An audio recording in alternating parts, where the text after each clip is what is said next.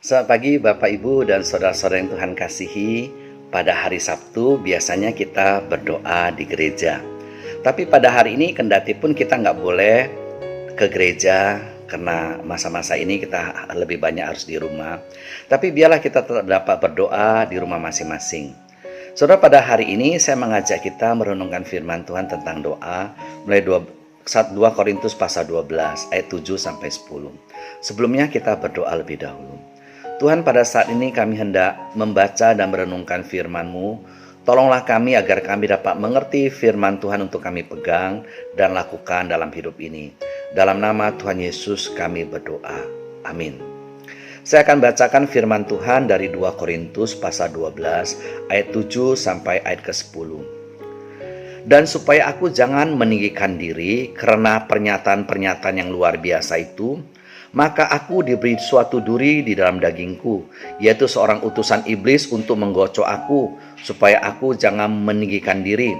Tentang hal itu aku sudah 3 kali berseru kepada Tuhan, supaya utusan iblis itu mundur daripadaku. Tetapi jawab Tuhan kepadaku, cukuplah kasih karuniaku bagimu, sebab justru dalam kelemahanlah kuasaku menjadi sempurna. Sebab itu, terlebih suka aku bermegah dalam kelemahanku, supaya kuasa Kristus turun menaungi aku. Karena itu, aku senang dan rela di dalam kelemahan, di dalam siksaan, di dalam kesukaran, dan di dalam penganiayaan dan kesesakan oleh karena Kristus. Sebab jika aku lemah, maka aku kuat. Saudara, doa adalah komunikasi kita dengan Allah, penyembahan kita kepada Allah, dan permohonan kita kepada Dia.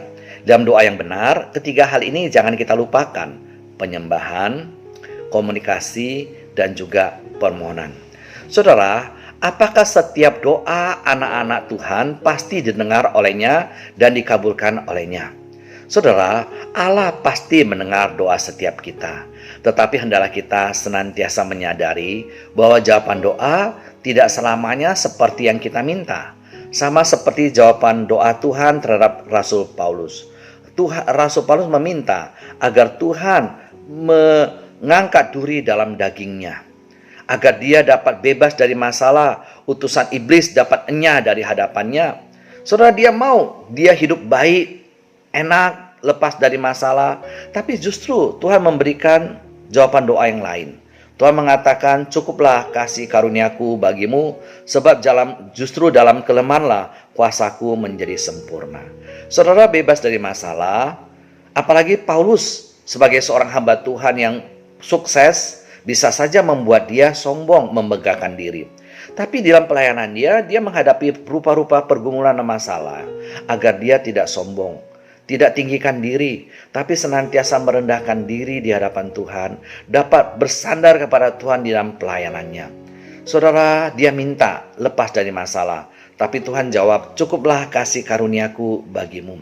Bagaimana respon Paulus? Rasul Paulus katakan, sebab itu terlebih suka aku bermegah atas kelemahanku, supaya kuasa Kristus turun menaungi aku. Ketika dia sadar, kendati pun dia punya rupa-rupa kesuksesan, dia adalah seorang manusia yang lemah. Tanpa Kristus dia tidak dapat berbuat banyak, membuat dia senantiasa bersandar kepada Tuhan, berjalan bersama dengan Tuhan.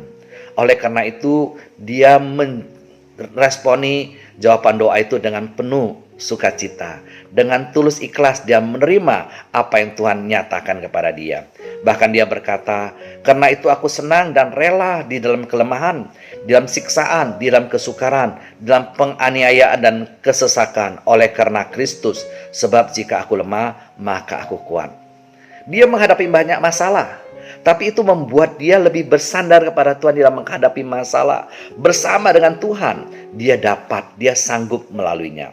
Ketika dia lemah, dia kuat. Sebab ketika dia sadar dia lemah, dia dapat bersandar kepada Tuhan. Itulah kekuatannya. Saudara yang kasih oleh Tuhan Yesus Kristus, kalau kita berdoa kepada Tuhan, apa yang kita harapkan? Sudah tentu kita mengharapkan agar apa yang kita doakan dikabulkan olehnya. Hal itu sangat wajar dan sangat manusiawi sekali. Tapi kita harus lebih daripada itu. Hendaklah kita menyadari bahwa apa yang kita mohonkan dalam doa kita belum tentu hal yang terbaik untuk kita. Tuhan itu maha baik dan maha bijak. Dia mendengarkan setiap doa kita dan senantiasa memberikan yang terbaik bagi kita. Dia dapat melakukan jauh lebih banyak daripada yang kita doakan dan pikirkan. Itulah firman Tuhan katakan dalam Efesus pasal 3 ayat 20. Apa yang kita minta belum tentu yang terbaik bagi kita. Tapi apa yang Tuhan berikan, kita percayalah, pasti itu yang terbaik. Saudara, ada satu cerita dari Yunani kuno. Diceritakan ada seorang Dewi Fajar yang bernama Aurora. Dia jatuh cinta kepada seorang pemuda ganteng yang bernama Titonius. Pada saat mereka pacaran dan akhirnya mereka hidup bersama, Dewi Aurora memohon kepada Dewa Zeus yang dipercaya sebagai raja dari segala dewa bagi budaya Yunani. Dia minta kepada Dewa Zeus agar mengabulkan permohonannya, yaitu memberikan kepada Titonius umur panjang dan tidak bisa mati. Doanya dikabulkan oleh Dewa Zeus. Titonius gak bisa mati, umur panjang. Awalnya Aurora begitu senang sekali, dia bersyukur, berterima kasih kepada Dewa Zeus. Tapi dengan berjalannya waktu, Titonius yang tadinya seorang pemuda ganteng, lama-lama menjadi semakin tua dan semakin tua. Pasangannya Titonius yang ganteng sekarang sudah berubah menjadi Titonius yang tua renta, yang tidak dapat berbuat apa-apa. Ternyata doa yang dikabulkan menjadi beban berat bagi Dewi Aurora. Berkat sudah berubah menjadi kutub. Saudara, ini mungkin sebuah cerita dongeng. Tapi dari cerita ini memberikan satu pelajaran yang sangat berarti bagi kita. Ketika kita meminta sesuatu kepada Tuhan, kita hanya memikirkan dalam waktu yang pendek. Kita pikir itu yang terbaik, tapi belum tentu. Tuhan yang maha baik, maha bijak, Dia lebih mengerti apa yang terbaik bagi kita. Kalau kita berdoa kepada Tuhan, kita mengharapkan Dia mengabulkan setiap doa kita. Tapi biarlah kita dapat senantiasa diingatkan bahwa Tuhan dapat melakukan jauh lebih banyak daripada yang kita doakan dan pikirkan. Ketika kita berdoa, bisa saja jawaban kita terhadap jawaban Tuhan terhadap doa kita, ya, dan Tuhan langsung memberikannya. Ini dialami oleh Bartimeus. Dia pada saat berdoa sedang duduk-duduk, ya, dia mendengarkan bahwa Tuhan Yesus lewat. Bartimeus yang buta ini dia berseru, "Yesus, anak Daud, kasihanilah aku." Yesus pada saat itu berhenti dan bertanya kepadanya, "Apa yang kau kehendaki aku perbuat bagimu?" Maka jawab Bartimeus, "Rabuni, supaya aku melihat." Saudara, Bartimeus yang buta itu meminta supaya dia dapat melihat. Itulah permohonan dia kepada Tuhan Yesus. Saudara, doanya didengarkan oleh Tuhan Yesus. Dan Tuhan Yesus mengabulkan doanya. Pada saat itu juga Bartimeus bisa melihat kembali. Jawaban Tuhan kepadanya, ya. Dan segera Tuhan berikan. Tapi kepada Abraham, lain lagi. Abraham pernah berdoa supaya meminta keturunan. Tuhan mendengarkan doanya. Tuhan memberikan janji bahwa dia akan memiliki keturunan yang banyak seperti bintang di langit, seperti pasir yang ada di pantai. Tapi dia harus menunggu lama dalam pergumulan. Dia menerima janji ketika dia berumur 75 tahun dan doa itu dikabulkan pada saat dia berusia 100 tahun. Dia mendapatkan seorang anak bernama Ishak. Saudara, dia harus menunggu lama 25 tahun. Tapi kita tahu itu yang terbaik bagi dia. Dalam pergumulan itulah dia dapat belajar hal yang penting. Belajar tentang percaya beriman kepada Allah. Itu sebabnya disebut sebagai bapa orang beriman.